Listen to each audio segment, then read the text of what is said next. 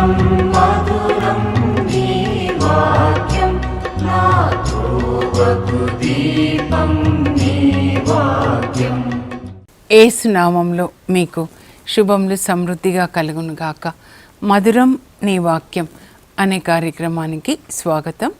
ఈరోజు మనం ఆగమన కాలం అనే అంశం 7వ భాగం ధ్యానించుకుందామండి. మధురం మధురం నీ వాక్యం నా త్రోవకు దీపం నీ వాక్యం.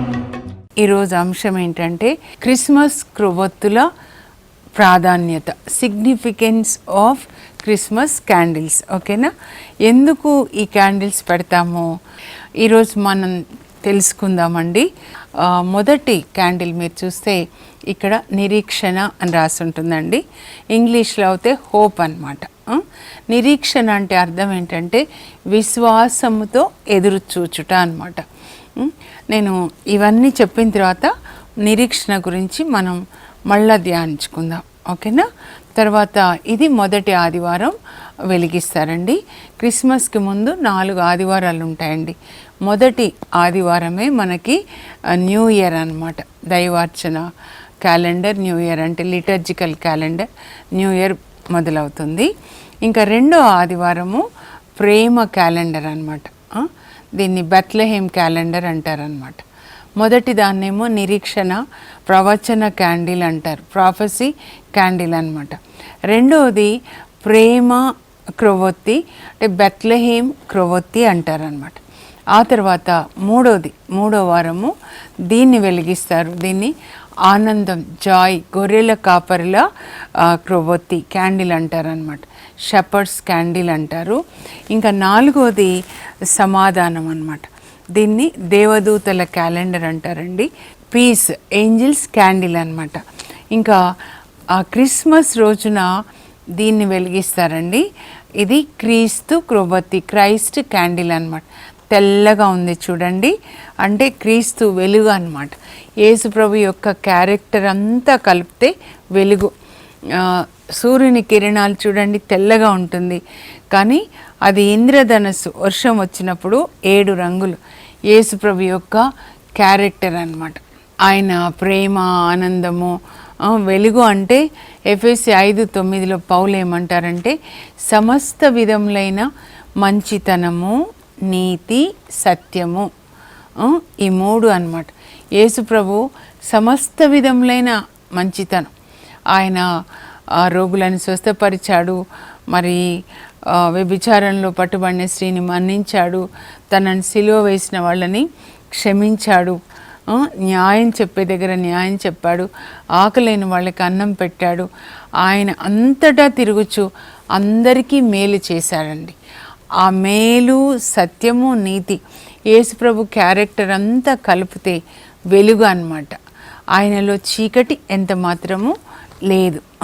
ఇప్పుడు ఈ 5 క్యాండిల్స్ మీరు కూడా తయారు చేసుకోవాలండి. మీ ఇంట్లో పెట్టుకోనండి, పశువుల పాక ప్రక్కన పెట్టుకొని వీటిని గురించి ధ్యానిస్తూ. అయితే ఈ క్యాండిల్స్ పెట్టుకొని, క్రిబ్ పెట్టుకొని, లైట్స్ పెట్టుకుంటే క్రిస్మస్ కాదు కదండి. క్రిస్మస్ అంటే మరియ తల్లికి ఏం జరిగిందో మనకి జరగాలి. పరలోకం నుంచి దేవుని యొక్క దూత ద్వారా దేవుడు ఒక వాక్యం, శుభ సందేశాన్ని పంపిస్తారు. ప్రభువు నీతో ఉన్నారు, ఏలిన వారు నీతో ఉన్నారు, నువ్వు గర్భం ధరించి కుమారుని కంటాం. ఎలా అంటే పరిశుద్ధాత్మ నీ పైకి వేయించేసి వస్తారు. అంటే దేవుని యొక్క వాక్యము, దేవుని ఆత్మ 2 ఆ తల్లి హృదయంలోనికి వెళ్ళాయన్నమాట. ఆ తర్వాత గర్భంలోనికి. అగస్టిన్ గారు అంటారు మనసులోనికి, హృదయంలోనికి, గర్భంలోనికి, లోపలికి దేవుని వాక్యము, దేవుని ఆత్మ. ఆ 2 మరి యేసు ప్రభులాగా పరిశుద్ధాత్మ వాక్యాన్ని శరీర రూపం ధరింపజేశాడు, సృజించాడు అనమాట. అంటే అంతరంగంలో జరగాలండి, హృదయానికి సంబంధించింది. నూతన నిబంధన అంతా కూడా అంతరాత్మకి సంబంధించిందండి. ఇన్నర్ మ్యాన్, హృదయంలో యేసు ప్రభు జన్మించాలి. అప్పుడు మనం యేసు ప్రభుని గర్భం ధరించి యేసు ప్రభుకి జన్మనివ్వాలన్నమాట. అప్పుడు మనం క్రిస్మస్ చేసుకోవాలి. పరిశుద్ధ ఆత్మదేవుడు ఎలాగైతే మరి ఆ వాక్యాన్ని శరీర రూపం ధరింపజేశాడో పరలోక తండ్రి నుంచి ఈ కృపావరములతో మన హృదయాన్ని నింపుతాడండి. ఇవి నిజానికి నిరీక్షణ ఒక క్యాండిల్ కాదండి, మన హృదయంలో దేవుడు పరిశుద్ధాత్మ ద్వారా పోసేటటువంటి ఒక కృప అన్నమాట. నిరీక్షణ మనలో కలుగజేస్తాడనమాట. నిరీక్షణ అంటే విశ్వాసంతో ఎదురు చూడడం అన్నమాట. అలాగే పరిశుద్ధాత్మ దేవుడు దేవుని ప్రేమని మన హృదయంలో పోస్తారండి. ఇది ప్రేమ క్యాండిల్ అన్నమాట. బెత్లెహేము ప్రేమ క్యాండిల్, ప్రేమతో మన హృదయాన్ని నింపుతారు. తర్వాత పరిశుద్ధాత్మదేవుడు ఆనందంతో మన హృదయాన్ని నింపుతారన్నమాట. తర్వాత సమాధానంతో మన హృదయాన్ని నింపి అప్పుడు ఈ మన హృదయాన్ని నిరీక్షణ, ప్రేమ, ఆనందము, సమాధానం ఈ నాలుగింటితో నింపిన తర్వాత ఆ హృదయంలో యేసు ప్రభు జన్మిస్తాడు. నాకు ఎట్లా చెప్తున్నారంటే, ప్రభు నీళ్ళున్నటువంటి ఆ నదిలో చేపలు ఉంటాయి, అలాగే ఈ 4 కృపావరములు మనలో ఉంటే ఆ హృదయంలో యేసు ప్రభు జన్మిస్తాడనమాట. ఇప్పుడు మనం మొదటి క్యాండిల్ చూద్దామండి. ఇదేంటంటే నిరీక్షణ అన్నమాట. ఇది ఒక కృపావరం, అంటే అర్హత లేకుండానే మనకి దేవుడు ఇస్తారనమాట. నిరీక్షణని మనలో కలుగజేస్తారు. నిరీక్షణ అంటే ముందేంటంటే విశ్వాసంతో ఎదురు చూచుట అన్నమాట. అయితే ఎవరు ఎదురు చూస్తున్నారండి యేసు ప్రభు కొరకు? మన లూకా సువార్తలో చూస్తే సిమియోను భక్తుడు చూసాం. యేసు ప్రభుని దేవాలయంలోకి తీసుకొని వచ్చినప్పుడు మరియ తల్లి జోజప్ప గారు సమర్పించాలి అని, అప్పుడు సిమియోను భక్తుడు వస్తాడు లూకా 2:25లో. ఆ తర్వాత అన్నమ్మ ప్రవక్తి అన్నమాట 2:38లో. వాళ్ళు 100 సంవత్సరాల పైన అండి వాళ్ళ వయసు, కానీ రక్షకుడు వస్తాడని ఎదురు చూస్తూ ఉన్నారన్నమాట. ఇలా ఎదురు చూడ్డాన్ని విశ్వాసంతో ఎదురు చూచుట. అలాగే జకర్యా, ఎలిజబెతమ్మలు విశ్వాసంతో ఎదురు చూస్తున్నారు, దేవుడు వాళ్ళకి తప్పకుండా సంతానాన్ని ఇస్తారని. 100 సంవత్సరాలు అప్పుడు ఇస్తారండి వాళ్ళకి, దాదాపు కడు వృద్ధులు అంటే. అలాంటి నిరీక్షణ ఎవరు కలుగజేస్తారంటే పరిశుద్ధాత్మ అన్నమాట. అంటే విశ్వాసం. అందుకే పౌలు ఏమంటాడంటే, వినుట వలన విశ్వాసం కలుగుతుంది, వినుట క్రీస్తును గురించిన వాక్యం వలన. అందుకే మీరు ఇప్పుడు అంతా కూడా క్రీస్తుని గురించి వినండి, ఈ లోకం గురించి వినకండి. లూకా సువార్త చదవండి, మత్తయి సువార్త చదవండి. వాళ్ళలో ఉన్న నిరీక్షణ మనలో కూడా కలుగజేస్తాడు. మీరు మీ పిల్లలు మారాలని, త్రాగుడు నుంచి బయటపడాలి, లేకపోతే మీ పిల్లలు పరిశుద్ధాత్మని పొందాలి, సెల్ ఫోన్ నుంచి బయటపడాలి, ఏమేం బాధలు ఉన్నాయో విశ్వాసంతో ప్రార్థించండి. యేసు ప్రభు వాళ్ళలోనికి వెళ్తే ఆ త్రాగుడు అనే కాడిని విరగొడతాడనమాట. ఇప్పుడు మనం నిరీక్షణ గురించి ధ్యానించుకుందామండి. బైబిల్ గ్రంథం మీరు చూస్తే పాత నిబంధన, నూతన నిబంధన 2 భాగాలుగా విభజించబడింది. పాత నిబంధనలో యేసుక్రీస్తు గురించి 350 ప్రవచనాలు ఉన్నాయండి. అంటే దేవుడు ప్రవచించాడు ప్రవక్తల ద్వారా. మొదటి ప్రవచనం మాత్రం దేవుడే ఇస్తారండి. యేసుక్రీస్తు సైతాను తలని చితగ్గొడతాడని ఆదికాండం 3:15లో ఆ పాములో ఉన్నటువంటి సైతాన్తో దేవుడు మాట్లాడతారనమాట. తినవద్దన్న పండుని వాళ్ళతో తినిపించి ఆదాము వాళ్ళతో పాపం చేయించినప్పుడు ఆ ఏదెను తోటలో దేవుడు సైతాన్ని చూస్తూ స్త్రీ సంతతి నీ తల చితగ్గొడుతుంది అని మొదటి ప్రవచనాన్ని యేసుక్రీస్తు గురించి దేవుడే సైతానికి ఇస్తాడు. అందుకే వాడికి భయం అన్నమాట ప్రవచనాలంటే. అలాగే యేసుక్రీస్తు పుడతాడు, మరియ తల్లి ద్వారా ఆ సైతాన్ యొక్క తల చితగ్గొడతాడు అనమాట. అది మొదటి ప్రవచనం అన్నమాట. సో పాత నిబంధనలో యేసుక్రీస్తు గురించి వ్రాయబడిన 350 ప్రవచనాలు నూతన నిబంధనలో యేసుక్రీస్తు ద్వారా నెరవేరుతాయన్నమాట. ఇది అందువల్ల ఈ మొదటి క్యాండిల్ని ప్రవచన క్రొవ్వొత్తి అంటారంటే ప్రవచనాల నెరవేర్పు కొరకు వాళ్ళు ఎదురు చూస్తున్నారు. మీరు చెప్పారు ఎప్పుడు జరుగుతుంది? యెషయా 7:14లో కన్యక గర్భం ధరించి కుమారుని కంటుంది, ఆమె అతనికి ఇమ్మానుయేలు అని పేరు పెడుతుంది. ఇమ్మానుయేలు అనగా దేవుడు మనతో ఉన్నాడు అని అర్థం. యెషయా ప్రవచిస్తాడండి, దర్శనాన్ని చూస్తాడు, మరియ తల్లి గర్భం ధరించినట్లుగా. చాలా సుందరమైన ప్రవచనం, నాకు చాలా ఇష్టం కాబట్టి నేను అలా చెప్పుకుంటాను అన్నమాట, నోటితోటి చెప్పుకుంటాను. స్త్రీ సంతతి నీ తల చితగ్గొడుతుంది, కన్యక గర్భం ధరించి ఒక కుమారుని కంటుంది, ఆమె అతనికి ఇమ్మానుయేల్ అని పేరు పెడుతుంది. ఇమ్మానుయేల్ అనగా దేవుడు మనతో ఉన్నారు. ఒక్కొక్క వాక్యము వాడికి ఖడ్గంలాగా వాడి లోపల దూసుకొని పోయి పారిపోతాడు. మీరు నా నామంలో దయ్యాల్ని వెళ్ళగొడతారని చెప్పారు. ఇట్స్ రిటర్న్ అని చెప్పాలి. దయ్యాల్ని వెళ్ళగొట్టాలి అంటే త్రాగుడు కావచ్చు, సెల్ ఫోన్ కావచ్చు, తిండిబో దయ్యం కావచ్చు, టీవీ కావచ్చు. నేను స్త్రీలకి చెప్తున్నాను ప్రత్యేకంగా, మీరు ఎలా వెళ్ళగొట్టాలంటే దేవుని వాక్యాన్ని నోటితో పలకడం. ఎలా పలకాలో చెప్తా. ఇట్ ఈజ్ రిటర్న్ అని చెప్పాలి, వ్రాయబడి ఉన్నది. నా నామంలో మీరు దయ్యాల్ని వెళ్ళగొడతారని రాయబడి ఉన్నది, అట్లా చెప్పాలన్నమాట. ఇంకా యెషయా 9 అండి, 9లో 2 నుంచి అన్నమాట. చీకటిలో ఉన్న జనులు గొప్ప వెలుగుని చూశారు, మరణ ఛాయలో ఉన్న ప్రజల మీద జ్యోతి ప్రకాశించింది. ఆయన తన ప్రజలకి ఆనందాన్ని చేకూరుస్తాడు, ఆయన వారి మెడ మీద ఉన్న కాడిని విరగొడతాడు అని రాయబడి ఉంది అనాలి.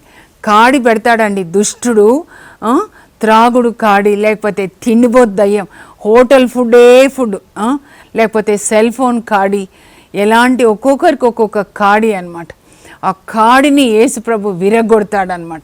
ఇట్స్ రిటర్న్ అని వ్రాయబడి ఉన్నది అని చెప్పాలండి. ఎప్పుడైతే వ్రాయబడి ఉన్నది అని చెప్తామో అప్పుడు దుష్టుడు పారిపోతాడు. ఎందుకంటే దేవుని వాక్యానికి వ్యతిరేకంగా ఏది జరగదు, వాడు ఓడిపోయిన వాడు అనమాట. మనకొక శిశువు జన్మించెను, మనం ఒక కుమారుని బడిసితిమి, ఆయన పేరు ఆశ్చర్యకరుడు, ఆలోచనకర్త, బలవంతుడైన దేవుడు, నిత్యుడగు తండ్రి, సమాధానకర్త. యెషయా 9:6 నోటితో పలకండి మీకు అవి జరుగుతాయన్నమాట. ఆయన రాజ్యభారం వహించును. ఆ కుమారుడు యేసు ప్రభు పశువుల పాకలో జన్మిస్తాడు కదా మరియ తల్లికి, ఆ కుమారుడు మీ రాజ్యభారాన్ని వహిస్తాడు, మీ కుటుంబ భారాన్ని ఆయన మోస్తాడనమాట, మీ పిల్లల భారాన్ని ఆయన మోస్తాడు. మనము వాక్యం నోటితో పలకాలండి, పరిశుద్ధాత్మ దేవుడు క్రియ జరిపిస్తారనమాట. మార్చేది మనం చేయలేం. నీటిని ద్రాక్షరసంగా మార్చింది యేసు ప్రభువే, పిల్లల హృదయాల్ని మార్చేది యేసు ప్రభువే అనమాట. వాక్యాన్ని పట్టుకొని మనము ప్రార్థించాలి, విడుదల చేయాలి. ప్రార్థన అనేది వాక్యం లేకుండా ఉండకూడదండి, అది జరగాలి అన్నమాట. ఒక కుమారుడు మనలో జన్మించాలి. ఇది మన హృదయానికి సాదృశ్యంగా ఉంది. ఈ క్రీస్తు ఇక్కడ జన్మించాలన్నమాట. తప్పకుండా జన్మిస్తాడండి. మీ కొడుకుల్లో జన్మిస్తాడు, మీ ఇంట్లో జన్మిస్తాడు, మీ హృదయంలో జన్మిస్తాడు. నా హృదయంలో జన్మించారు 97లో. కనుక నా జీవితంలో ఆశ్చర్యక్రియలు, ఇలా కూర్చొని వాక్యం చెప్పడమే ఆశ్చర్యక్రియ అండి, ఇంకొకటి కాదు. దేవుని కొరకు పని చేయడం తప్ప వేది నాకు ఆనందాన్ని ఇవ్వదు.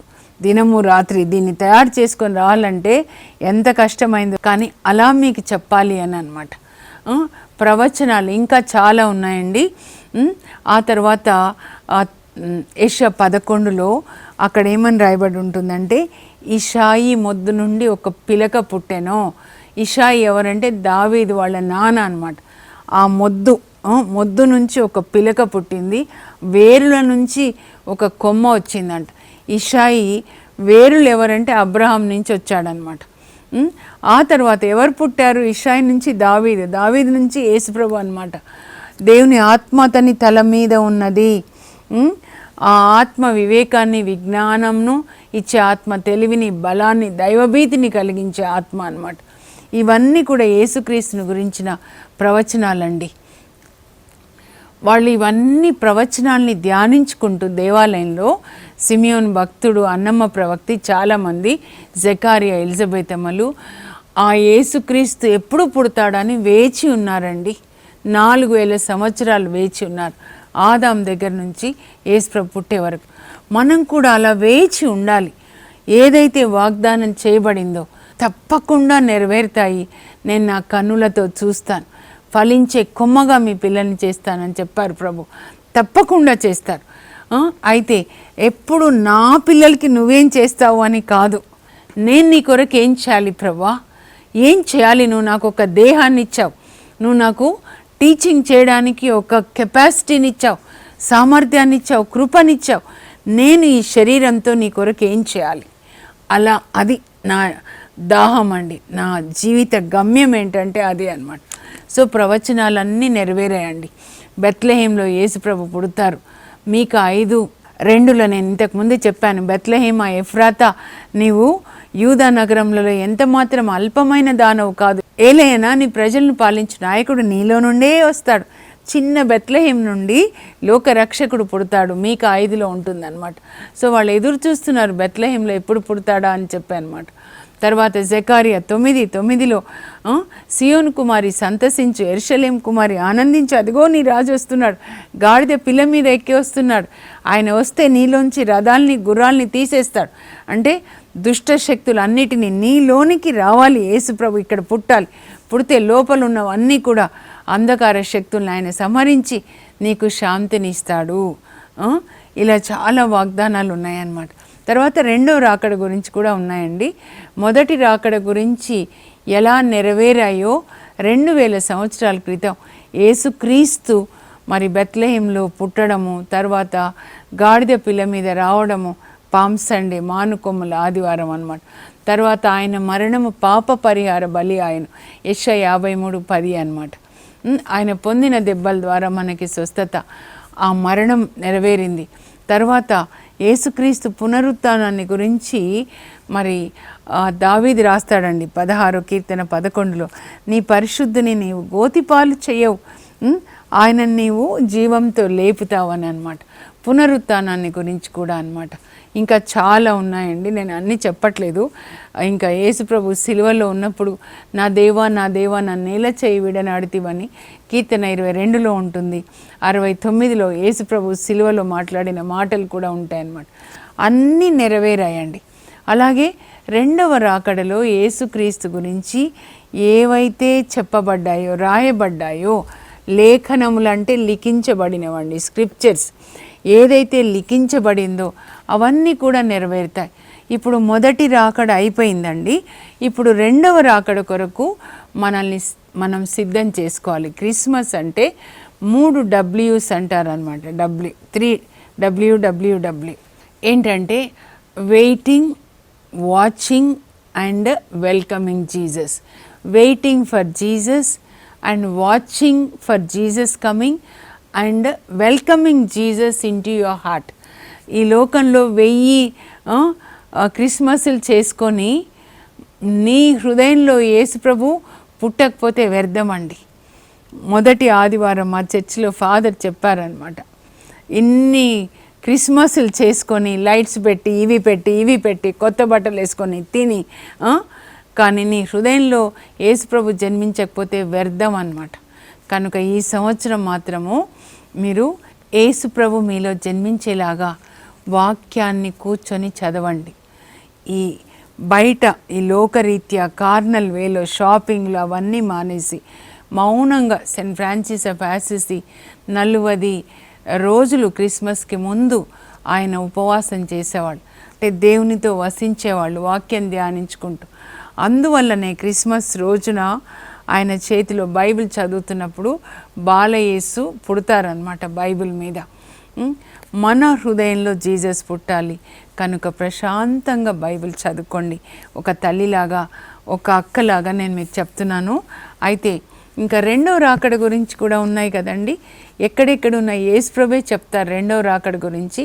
మత్తయి సువార్త 24లో ఇవన్నీ జరిగిన తర్వాత అని చెప్తారనమాట. యుద్ధాలు, కరువులు, అంటురోగాలు, మనుషుల్లో ప్రేమ చల్లారిపోతుంది, తర్వాత మహాశ్రమలు వస్తాయి, సూర్యుడు ఇలా కాంతిహీనుడవుతాడు, చంద్రుడు రక్తవర్ణం ధరిస్తాడు, నక్షత్రాలు రాలుతాయి. అప్పుడు మత్తయి 24:30 అండి. మహామహిమతో దేవదూతలతో మేఘారూఢుడై మనుష్య కుమారుడు వస్తాడు. ప్రకటన 1:7లో ప్రతి నేత్రము ఆయనను చూస్తుందంట. అంత బాగా వస్తారండి, ప్రతి నేత్రము ఆయనను చూస్తుంది. కడరా భోజన సమయంలో యేసు ప్రభు చెప్తారు, నేను వెళ్ళి మీకు ఇల్లు కట్టి మళ్ళా వచ్చి మిమ్మల్ని తీసుకెళ్తా, నేనున్న చోటే మీరుండేలాగా మిమ్మల్ని నా యొద్దకు చేర్చుకుంటాను. ఇంకా యేసు ప్రభు ఓలివ కొండ మీద నుంచి పరలోకానికి వెళ్తారండి. అపోస్తల కార్యాలు 1వ అధ్యాయం అన్నమాట. ఆయన చివరి ఒక మాట చెప్తారు, పరిశుద్ధ ఆత్మ మీ పైకి వచ్చినప్పుడు మీరు శక్తిని పొందుతారు అని చెప్తారండి. అందువల్లనే పరిశుద్ధాత్మ రావాలంటే బైబిల్ గ్రంథం చదవాలి, విధేయించాలి. వాక్యము టీవీలో చూసాము అయిపోయింది కాదు, అప్పుడు అయిపోట్లా, ప్రారంభం అవుతుంది. విన్న వాక్యాన్ని విధేయించండి. యేసు ప్రభు వచ్చి మిమ్మల్ని పరలోకం తీసుకెళ్ళాలంటే తర్వాత ఏడిస్తే లాభం లేదు. ధనికుడు నరకంలోకి పోయి కాలుతో ఏడుస్తాడు, అప్పుడు లాభం లేదు. నరకం గురించి యేసు ప్రభు ఏం చెప్పారో, ఎవరెవరు వెళ్తారో అవన్నీ కూడా నెరవేరుతాయండి. బైబిల్ గ్రంథంలో ఒక్కొక్క అక్షరం కూడా నెరవేరుతుంది. కనుక జాగ్రత్తగా వాక్యాన్ని చదవండి. మీ జీవితము మీ చేతిలో ఉంది. కనుక మీ రక్షణ కొరకు మీరే శ్రమ పడాలన్నమాట. రెండవ రాకడ చెప్తున్నాను కదా, అపోస్తల కార్యాలు 1వ అధ్యాయంలో యేసు ప్రభు పరలోకానికి అలా వెళ్ళిపోతారు. ఒక మేఘం ఆయనని కమ్ముకుంటుంది. అప్పుడు అపోస్తలు ఇలా చూస్తుంటే వాళ్ళ ప్రక్కన ఓలివ కొండ నుంచి వెళ్ళిపోతారండి. అప్పుడు వాళ్ళ ప్రక్కన 2 దేవదూతలు నిలబడి ఎంతసేపు అట్లా చూస్తారు.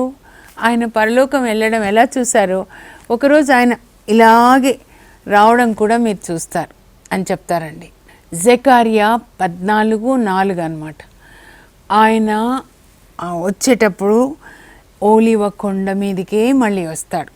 ఓలివ కొండ మీద నుంచి వెళ్ళిపోయాడు, ఓలివ కొండ మీదకే దిగి వస్తాడు అనమాట. అప్పుడు ఓలివ కొండ 2గా చీలుతుంది. ఇంకా చాలా ఉంటుందండి రెండవ రాకడ గురించి. కనుక ఇప్పుడు మనము రెండవ రాకడ కొరకు సిద్ధపడాలండి. అయితే మొదటి రాకడ మన జీవితంలో జరగకుండా రెండవ రాకడ జరగదండి. ముందు మీ హృదయంలో యేసు ప్రభు జన్మించాలి. ఆయన వాక్యం, తండ్రి నోటిలో నుంచి వచ్చిన వాక్యం ఆయన అన్నమాట. కనుక ఈ వాక్యం మీ లోపలికి వెళ్ళాలి, హృదయంలోనికి. అప్పుడు పరిశుద్ధ ఆత్మ వస్తారు. అప్పుడు మీ హృదయంలో యేసు ప్రభు జన్మిస్తారనమాట. జన్మించాలంటే మనలో నిరీక్షణ ఉండాలండి. ఆ తర్వాత మిగతావి కూడా మనం ధ్యానించుకుందాము. ఈరోజు మనం నిరీక్షణ గురించి ధ్యానించుకున్నాము. దీన్ని ప్రవచన క్రొవ్వొత్తి అంటారు. అంటే యేసుక్రీస్తు గురించి ఏ ప్రవచనాలు అయితే వ్రాయబడ్డాయో పాత నిబంధనలో అవి నెరవేర్పు కొరకు నిరీక్షణతో ఎదురు చూశారనమాట. పాత నిబంధనలోని పునీతులు జకర్యా, ఎలిజబెత్ అమ్మ, ఉదాహరణకు చెప్తున్నారు, సిమియోను భక్తుడు, అలాగే మరి అన్నమ్మ ప్రవక్తి. మనం కూడా అలా ఎదురు చూడాలి. ఈ లోకంలో కింద మట్టివి కాకుండా ఏం తింటాము ఏం త్రాగుతామని కాకుండా యేసుక్రీస్తు కొరకు మనం ఎదురు చూడాలన్నమాట. మన హృదయంలో ఆయన జన్మించాలి. తర్వాత ఇప్పుడు ఆయన రెండవ రాకడ కొరకు మనం వేచి ఉండాలి. పెళ్ళి కొడుకులాగా ఆయన మేఘాల్లో వచ్చినప్పుడు మనం ఆయనని మేఘాలలో కలుసుకోవాలండి, పెళ్ళి కూతురులాగా. దాని కొరకే మనం సిద్ధపడాలి, ఎదురు చూడాలి. దర్శన గ్రంథం 19వ అధ్యాయం, ప్రకటన 19లో ఉంటుందన్నమాట. వధువు సిద్ధంగా ఉంది, మరి ఆ వివాహం, గొర్రెపిల్ల వివాహము మహోత్సవము ఆరంభమైంది అని ఉంటుంది. యేసు ప్రభుతో మన పెళ్లి మేఘాల్లో జరగాలన్నమాట. ముగించే ముందు ఈ 5 క్యాండిల్స్ గురించి నేను చదువుతానండి. మీరు స్క్రీన్ మీద చూసి రాసుకొనండి. తర్వాత వీటిని చేసి పెట్టుకోండి. అయితే ఇవి చేసి పెట్టుకొని క్యాండిల్ ముట్టిస్తే క్రిస్మస్ అయిపోదు. మీ హృదయంలో వీటిని వెలిగించాలి. లూకా సువార్త 12లో 35లో లూకా రాస్తాడు, మీ దీపములను వెలుగుచుండనిండు అని. ఈ దీపాల్ని పరిశుద్ధాత్మ దేవుడు వెలిగిస్తారు. ఈ కృపని మన హృదయంలో పోస్తారనమాట. ఓకేనా? ఆగమన కాలం 7వ భాగము, క్రిస్మస్ క్రొవ్వొత్తుల ప్రాముఖ్యత. నిరీక్షణ, ప్రవచన క్రొవ్వొత్తి, ప్రవచనంలో నెరవేర్పునకు గుర్తు. ప్రేమ, బెత్లెహేం క్రొవ్వొత్తి, త్యాగమైన ప్రేమకు గుర్తు. ఆనందము, గొర్రెల కాపర్ల క్రొవ్వొత్తి, క్రీస్తులో ఆనందించు కాలం. సమాధానం, దేవదూతల క్రొవ్వొత్తి, అందరితో దేవునితో సమాధాన పడు కాలం. వెలుగు, క్రీస్తు క్రొవ్వొత్తి, క్రీస్తు వెలుగు మన హృదయంలో ప్రకాశించాలి. Significance of Christmas candles: hope prophecy candle, love Bethlehem candle, joy shepherds candle, peace angels candle, light Christ candle. Christmas deals with 3 W's: waiting, watching and welcoming Jesus into our hearts. ఇప్పుడు ప్రార్థన చేసుకుందాం. పరలోకపు మా తండ్రి, మీ పరిశుద్ధ నామం నాకు స్తోత్రం కలుగును గాక. యేసయ్య, మీ మొదటి రాకడ కొరకు మరి ఎలా సిమియోన్ భక్తుడు, అన్నమ్మ ప్రవక్తి, సెకారియా, ఎలిజబెతమ్మలు, ఇంకా అనేక మంది పాత నిబంధన సెయింట్స్, పునీతులు వేచి ఉన్నారో ఆ విధంగా మేము కూడా మీ రెండవ రాకడ కొరకు వేచి ఉండాలి. ముందుగా మీరు మా హృదయంలో జన్మించాలి ప్రభా. ఆ కృపని మాకు దయచేయండి యేసయ్య. మేము బైబిల్ చదువుకొని దాని ప్రకారం జీవించేటట్లు సాయం చేయండి. పరిశుద్ధాత్మదేవ, మా హృదయాల్ని నిరీక్షణతో, ప్రేమతో, ఆనందంతో, సమాధానంతో నింపి మా హృదయాల్లో యేసు ప్రభు జన్మించడానికి మాకు సహాయం చేయండి. యేసు నామంలో అడుగుచున్నాం తండ్రి, ఆమేన్. పరిశుద్ధ ఆత్మదేవుడు మీ హృదయాల్ని ఈ 4 కృపలతో నింపి యేసు ప్రభు మీ హృదయాల్లో జన్మించడానికి మీకు సహాయపడును గాక. God bless you. Have a blessed day.